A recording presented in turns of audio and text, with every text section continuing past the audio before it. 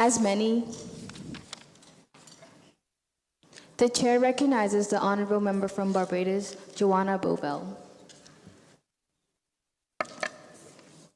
Thank you, Madam Speaker. They call it globalization. They wrap their capital-based phenomenon in glittering paper and tie it with a bow whilst marketing it as the new stepping stone for development. Yet we should know better. West Indians should know firsthand that the empires built on the backs of slaves and ill-gotten gain cannot stand on the independent efforts of those whom were too incompetent to build them in the first place.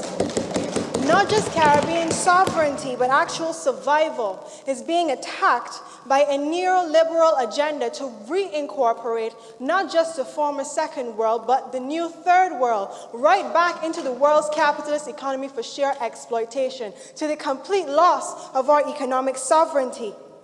It could never be the truth's business to render itself pleasant. We should be discussing the strategic repositioning of the Caribbean to avoid ourselves falling victim to the contradiction, economic development by economic enslavement. I know you saw that contradiction. The best resistance to this agenda is collective self-reliance. And if this Isle of the West Indies, and listen to the harshness in my voice, if the Isle of the West Indies decides to resign itself to its immaturity, understand that you resign yourselves to wear the new chains that you will wear in silence. If the aim of this resolution is to encourage the recognition of the theory promoted by Kenneth Hall, and I quote, that interregional investment and interregional trade should lead the way for regional integration necessary to fight globalization and retain economic sovereignty, I wholeheartedly lend my support. However, a nation that forgets its history will forever be locked in the mistakes of its forefathers. So therefore, before we panic and become lost, there is guidance. In 1992, the West Indian Commission released a report called A Time for Action that was shamefully regurgitated by the IMF. So regardless of how colonized your mind is, you should pay attention. This report actually academically resolved the problem of us retaining our economic sovereignty. Excuse me while I quote. The original plan was to maximize the uses and develop the Treaty of Chaguaramas, in particularly CSME, to consolidate our power as a region to maximize our competitiveness with the concept of functional cooperation as our guide. That foothold was intended to maximize not just interregional trade agreements, but extra-regional agreements, and give life to a regionally owned private sector necessary to achieve sustainable socio-economic development.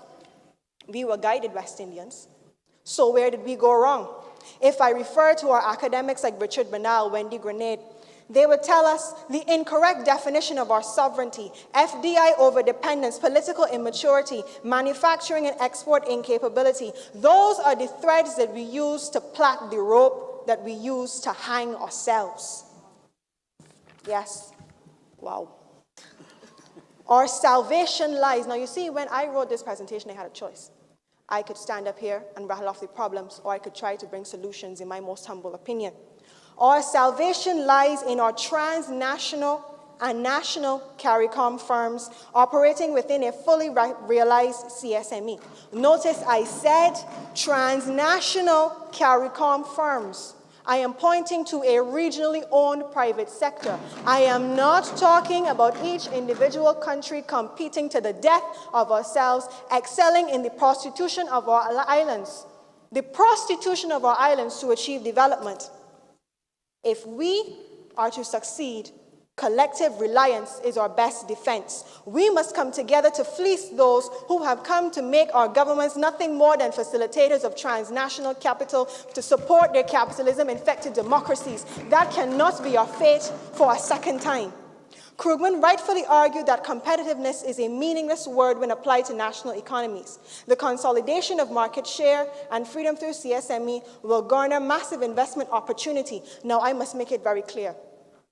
Here, the task that I do not envy that our leaders have to manage national interests and regional interests starts here. Understand that I don't care how big your island is. We are all small. If regional interests do not supersede, if regional interests do not supersede and become at the forefront of our national interests, and we fail regionally and competitively, we are written off. We are all going to starve. Not one of us, not two of us, all of us. Member, you have 2 minutes remaining. Thank you, Madam Speaker. The government must now take on new, more flexible forms of government. We have got to garner populations that are business savvy, that are economically aggressive, that are willing to not just buy into our regional firms, but demand that some firms become regional and demand that our governments not just walk in and take up the investments that are left behind as we are quote-unquote abandoned, but they see themselves as taking over these firms that once fleeced them for their development. That is extremely critical. It is time for our populations to now own parts of our government agencies. Consider your national cultural foundation. That's what we have in Barbados. How do you feel about citizens owning shares in their national cultural foundations and benefiting off of the profits from carnivals that we have every year? The Caribbean must proceed understanding this economic paradigm for exactly what it is. Time waits for nobody, and it is not going to wait for us. We are too intelligent to continue with constitutions that allow prime ministers to roam like dictators and accept partisan politics to the point where it drags us down to the level of banana republics. We are too intelligent for that. We cannot win this battle if we are not politically mature. Westminster has got to fall. Bipartisan leadership has got to rise. We are not going to develop the consensus we need to survive as long as we are bickering on a national level. And I'm going to quote a slave master whose name has actually fallen away, but his quote remains the same. Give them scraps and tell them there is nothing more, and watch them kill each other for nothing. Divide them up and you are assured control. Every time, may I have 30 seconds, please?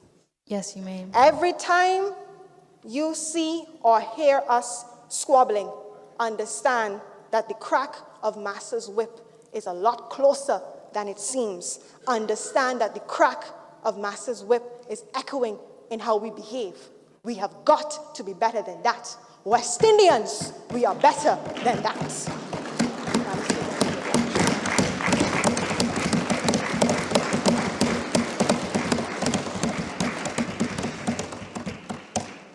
As many, the chair recognizes